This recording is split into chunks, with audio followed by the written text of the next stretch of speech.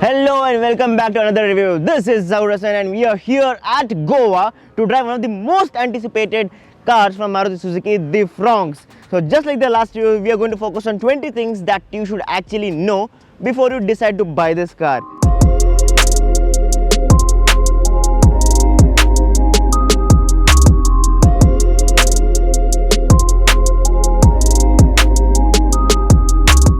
So we're going to begin by talking about the variant options in this car. Firstly, you'll have to decide if you want the normal 1.2 liter petrol engine that has been doing the duty for Maruti Suzuki cars since a long time, or the newer avatar of this 1 liter booster jet engine.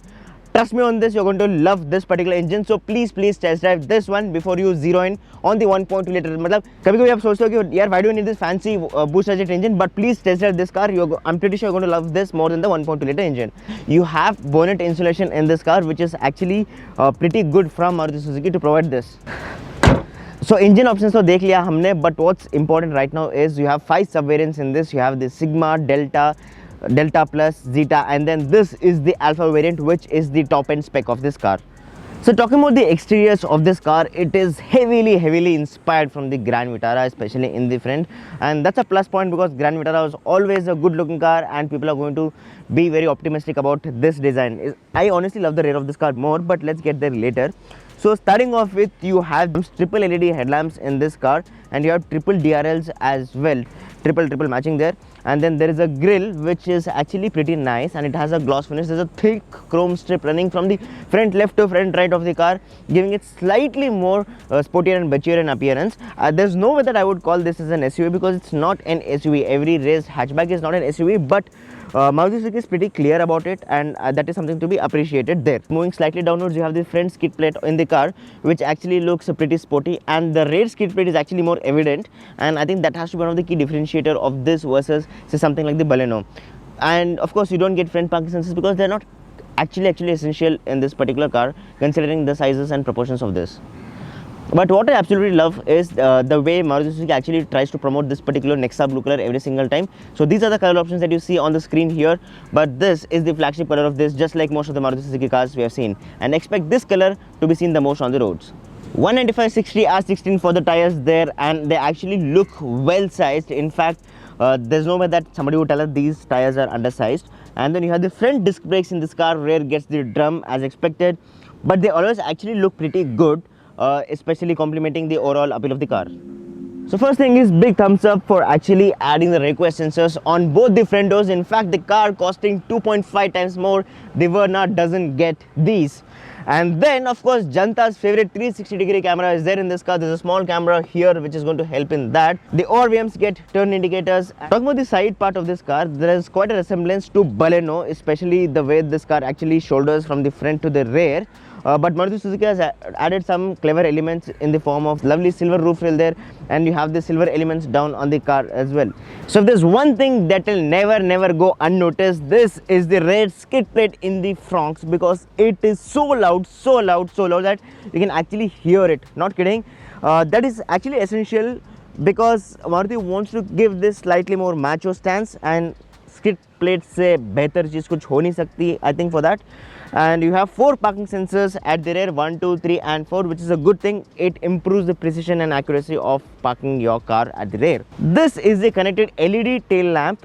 I don't know what the trend is in the automotive industry in India right now, but yeah, a lot of people are following this particular hood, and this looks lovely on this particular car. I think especially on the lighter colors like white, ये बहुत सुंदर लगेगा, that is for sure.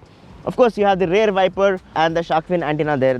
The biggest advantage of shark fin antenna, apart from the lovely aesthetic design, is they can be operated in worst of the worst weather conditions, and they are very robust. So one interesting thing is the reverse camera is so neatly tucked in that you will be like, reverse camera gaya kidhar, because it's actually hidden. You'll have to look from bottom here to see it. Let's quickly show you the clarity of it. So this is the reverse camera, the clarity of which is pretty decent actually. It's not something to write about. It's not very crisp or clear, but it is just manageable. But what's actually interesting is you get a 360-degree camera here, so brownie points for that. You can actually have different views of your 360-degree camera through this button here. मतलब आप देख सकते हैं left में क्या है, right में क्या है, पीछे क्या है. Basically 360-degree view of the car, as the name suggests. Of late, manufacturers have decided to skip mentioning the ground clearance of their cars on paper. But don't worry, we are going to do our normal Bisleri bottle test. So as you can see, the ground clearance is ample, and I'm not just telling this on paper or theoretically. when we were coming here, there were lots of speed breakers, craters and whatnot on the road here, and I was quite skeptical कि मतलब ये गाड़ी जाएगी कि नहीं, because this was following an Innova Krista. Trust me, there was not a single moment when it actually scraped its underbelly, and I was very shocked, because if it was any other, say, hatchback or something, there is no way the car would have made it here. I've always believed that, you know, the practicality of boot is way more important than the numbers on paper. So let's check out what does the boot of this car have for us. As you can see, there are two airport bags which are actually kept in this particular car right now. You can easily stuff in two more. The reason being, the boot is very deep, just like the one we saw in Baleno, and that is going to be a big plus point here. However, some people might find slightly thoda extra effort to actually lift the saman from the boot to outside. Nevertheless, you also get a parcel tray to keep your lighter stuffs here, and don't miss the 3 separate headrests that you can clearly see from here. So talking about seat comfort and visibility in general, firstly, the seat comfort is decent. So talking about the seat comfort, the seats are slightly firm, but they're manageable. I wish the under thigh support was slightly better, especially taller people are going to find it slightly more difficult there. But this part, the lumbar support is lovely. It's actually very good. The seat feels that you're actually hugging them completely, so big thumbs up there. But overall it could be slightly better, but it's better than a lot of cars in the segment there. And talking about the visibility from the seat here, so right now the seat wasn't in the highest position. I'm just doing it with my hand here, because there's no electric seat adjustment in this car. You can actually see the bonnet if you put your seat to the highest position. मतलब थोड़ा दिखता है, because there are wipers who are actually blocking it. Actually, the visibility is pretty decent. It's much better than what we have seen in cars like the Swift, for example. So talking about the cabin quality in general, it is actually leaps and bounds ahead of the earlier Maruti that we have seen decades ago, and I think they're going to be lasting for a much longer time than the rattle-prone cars of a long ago era. You'll actually appreciate the way Maruti has actually put into place things like this. The lovely silver gloss finish here that you see inspires a lot in terms of what the quality has to be offered in this particular car here. A lot of piano black finishes, and there are hard plastics. Of course, you can't expect soft touch plastics at this price point. मतलब hard, maybe the plastic quality is decent, ऐसा नहीं कि just because it is hard plastic the quality is bad or something. And in fact, things like this particular steering wheel feels super duper premium, not kidding at all. And you have this gloss finish on the steering wheel below. You actually start to wonder if it is, you know, matlab a much premium, much more expensive car there. That's how nice it is. In fact, even the buttons, the volume controls, the Desire inspired buttons also are here. Apart from that, even the stacks are good. Lot of buttons here on the right for heads up display adjustment, 360-degree camera, auto start stop off and all. Everything feels that it's good to lose. I'm not saying that it's exceptional, it's pura value for money, but more than sufficient. And Maruti being Maruti of late, they have also equipped this car with the auto dimming IRVM. You get a 9-inch infotainment system in the Fronx. I mean, you of course get a lot of other things that we have seen in most of the cars, like say, for example, 40 plus connected features you get in Fronx exclusively, and you can pair your phone, Bluetooth, navigation, वगैरह. In fact, you even get Android Auto and Apple CarPlay in this car. But what's actually very nice, which I want to show you more importantly, is this particular thing here. So let's quickly get into the 360-degree camera part. And there's a settings option where you can actually change a lot of things here. Let's say, just for example, you have the guidelines. If you want the guidelines, you don't want the guidelines, what should be the 360-degree camera ka default screen for the front camera, for the back camera, and even it gives you ki front and rear traffic alert. Nowhere close to ADAS, but it gives you ki if there is some kind of traffic from the front or rear of the car. So surprisingly, there's another view here which shows the zoomed in of the objects near you. And apart from that, you can of course set the brightness, saturation, etc. for the 360-degree camera. If I had to be aspirational, only thing is the clarity could have been slightly better. And that's about it. You get a lot of options here. Average mileage kya hai, what is the range of the car, this, that. In fact, you can drag and drop things like just like the widgets of your phone. And the responsiveness is good, nice, but could have been slightly better in terms of how fast this touchscreen responds to you. Talking about the instrument cluster, tacho on the left, speedo on the right, very neat and crisp dials, but I'm not sure why Maruti is still sticking on to these dials here. It says to control brightness, turn on light. Basically, you can control the brightness of this particular instrument cluster, from which you can control the brightness here. But they are very flimsy. They're not just flimsy, they're very flimsy. I think there's so many nice things in this car. Only couple of things like this are actually thoda sa odd lag raha hai gaadi mein. But apart from that, it's pretty neat, legitimate. There is an MID which actually displays what the mileage is, because the car is stopping for a very long time. The mileage has gone down, but that's not the realistic mileage of this car. There is a range indicator, temperature, outside temperature indicator, and of course distance to empty there. So talking about the AC performance, the AC isn't very strong and chilly in the higher blower levels, for example 5, 6, 7 and all. It's not very strong or something. It's only in the medium range when it makes sense. I wish at least in the higher blower levels it could have been thoda more cooler, and right now the temperature is minimum. Now what happens is, especially in this summer season, it gets slightly challenging there. So talking about storage spaces in the Fronx, you have two cup holders here which are squarish, OCD triggering Pro Max, and then you have this small Chintosa armrest ke niche there is a storage space which isn't very big or something. This is the front glove box. Again, the depth is decent, but the width could have been slightly better. So coming to the door pockets, there's actually a bottle indicator, which means that you can store bottle here. नहीं तो पता नहीं था कि यहाँ पे bottle रख सकते हैं, right? And then there is a small storage space for a couple of papers. Again, just a 1 liter bottle will fit, nothing beyond that. So talking about the charging options, first we have the wireless charger here. There's USB charger here, 12 volt socket here, and a Type C charger in the back. Matlab, basically the diverse charging options are there for everybody in this car. The only thing is, if there was a Type C charger in the front somehow kidhar bhi, it would have been super duper helpful. First thing is, this car is extremely spacious when you're talking about the rear seat comfort.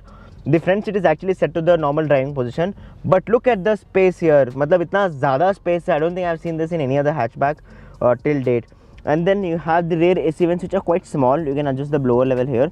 There is a Type C and a normal USB charging port here, which is going to be very helpful. Even the rear floor hump isn't very tall. Of course, 3 people are going to be slightly squeezier. 2 people should be very comfortable with a kid. And one thing that I want to point out is you do not get sunroof in the Fronx. That is something that you'll have to be aware of. And surprisingly, the armrest is omitted from this particular seat here. But to make up for it, Maruti Suzuki has offered 3 individual headrests. The seat comfort in general is just like the front seat. The seats are slightly on the firmer side. I would suggest that you actually get a proper leather seat covers for this, which will make the car premium as well as slightly more comfortable.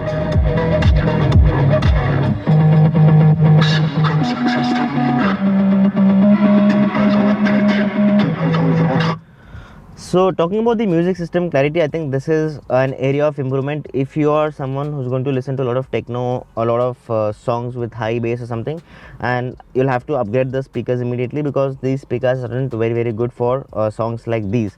However, if you listen to more normal vocals, normal slow Hindi Bollywood songs, I think this should be decent enough. But I still would strongly recommend that you spend few thousand rupees and upgrade the speakers of this car. So we are driving the Maruti Suzuki Fronx. This is the manual transmission. This is the 5-speed gearbox. Let's talk about a couple of things first. So let's quickly get into the pedals. So the pedals aren't spaced very ergonomically, in the sense they're actually quite small and they're placed pretty closely. And of course, there is a dead pedal, but again, it's not ergonomically placed. The dead pedal is actually quite behind there. The travel of the clutch is very good, just like Maruti Suzuki cars. It's pretty light too, making things much easier and convenient in city. So another thing that is actually kind of omitted, which is offered in other cars, some of the other cars in the segment, is the different drive modes. That is something that isn't exactly there in this, but not a deal breaker as such. Trust me, the gearbox of this car is fantastic. The 5-speed manual, I'm talking about this one particularly. In fact, the way this is actually paired to the engine is something that is astonishing, because in spite of this being a 1-liter engine, it does not feel breathless in any way, unless until you are really getting ambitious with speeds, which isn't recommended anyways in our highways. So the power delivery is pretty linear in the early stages, and it's the mid-range where the power delivery is very good, especially in the 80-90 kmph mark. You do feel that you are driving a car which is actually worth the price from the driving dynamics. I mean, it reminds you of this olden days of the Swift. Swift was known to be a proper driver's car, and I think after that, I mean, we have seen the equation missing for quite some time from Maruti Suzuki's portfolio, given the fact that they don't manufacture diesel cars anymore, but talking about petrol cars, this makes a lot of sense. if you love driving, do check out the 5-speed manual, especially the booster jet engine wala variant. So just like the Baleno, you of course get the heads-up display in this particular car, and what's actually interesting is there are more functions in the Baleno in the heads-up display. Firstly, of course, you can set the position, you can change the position, you can change the brightness of the heads-up display. But I'll tell you something interesting here. Apart from the fact that it also shows speedometer, tachometer, the time, etc. If I open the door like this, it gives me a warning कि भाई आपका door खुला है. That is very cool. So talking about the steering feedback, I think this is one area which could have slight improvement, because especially in the lower speeds, the steering isn't extremely responsive or something. I mean, Suzuki was known for that DNA, the sporty DNA of Swift. The Swift का जो steering था, there was a benchmark back then. I mean, in terms of Maruti Suzuki cars, and I think that isn't actually replicated here. This drives more or less, say, like a Baleno and S-Cross ka mix in terms of the steering feedback. However, on good speeds, on ambitious double-digit speeds, I think the steering slightly waves up. But again, the verdict is there can be slight improvement in terms of the steering feedback. So this is the horn of the car, just like in the Maruti Suzuki horn. No wind tone variant in this particular car. I mean, that's something we haven't seen of late in Maruti Suzuki cars since a very long time. So in case you have to overtake like this on a highway, just slot one gear down and you are good to go. I don't think you will have any sorts of complaints whatsoever. The engine actually picks up like really nice. So talking about the braking power, you get braking from 2 discs in the front and 2 drums at the rear. It's not something great or something to write home about, but it's just adequate. I mean, it's not something very fascinating. It's not that, you know, drums are the issue here, because I've seen Thar with front discs and rear drums kind of brake better. Not comparing this to Thar, but yeah, it's about how well the brakes are calibrated generally. The Fronx has a good suspension tune for a family hatchback. To start with, ride quality is very pliant. At low speeds, the cabin is comfortable and not bumpy. The suspension is silent as well, with no annoying sounds produced from bad roads whatsoever.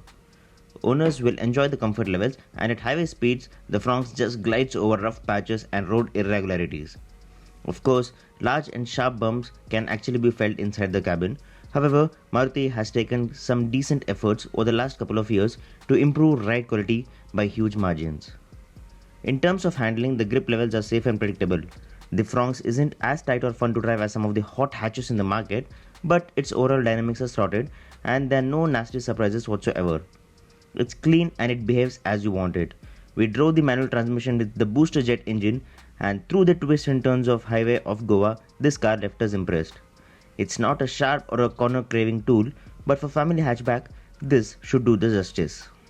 Although 120 to 130 km/h is the ideal cruising limit that we would recommend at the max in this car, but if you decide to get beyond that, you would be reminded that this is a lighter chassis.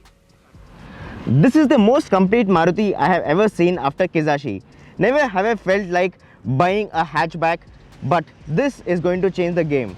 This is not me saying, but this is one of the Instagram messages that has replied to our stories early in the morning. Let me tell you this, people are absolutely going to love this car. Simply because this car is very spacious, and I really mean it. Maruti has loaded this car to the brim with every feature possible. More importantly, this has a smart hybrid tech which should give you more kilometer for every single drop of fuel, which is very precious these days. But if I had to nitpick on something, I think Maruti Suzuki could have come with a slightly better name for this car, because this is a mass market car and the name Fronx for some reason doesn't gel very well. It's not me saying, but that's what people have been saying about this car. But if you can ignore this namkaran and focus on the good bits that this car carries for you, I don't think there is any other car which is better than this in the premium hatchback segment, and I can tell you this with full confidence.